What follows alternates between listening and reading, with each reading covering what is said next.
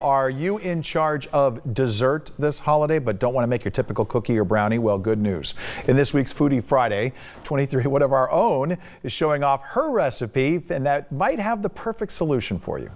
Hi, my name is Alexandra Craig. I work at 23ABC and I produce the 5 p.m. newscast, but today I'm going to show you guys how to make a Christmas biscotti.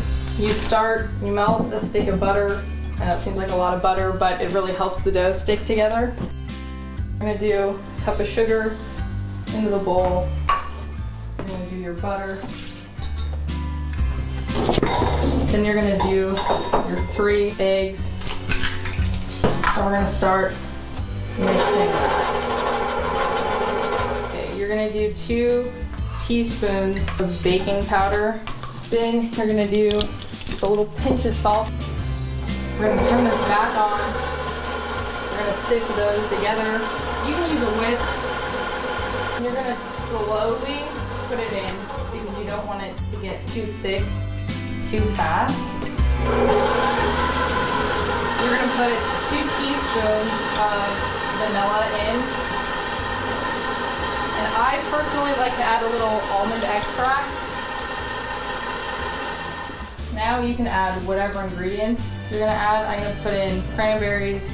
I'm going to add some chocolate chips, and I'm also going to add some almonds, and I'm going to turn my mixer back on.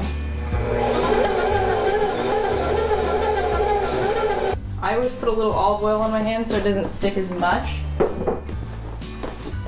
going to rub that on. You basically are going to get 2 big pieces of the dough, and you're going to roll them into a log shape. You're going to put them in the oven for 35 minutes. They're going to bake for that long, and they're going to be pretty puffy, but that's how they're supposed to look. Then when you take them out, you're going to let them cool, and that's when you're going to slice them into their traditional biscotti shape. These are going to go back in the oven for 15 minutes, and then they'll be a lot crunchier once they come out the second time.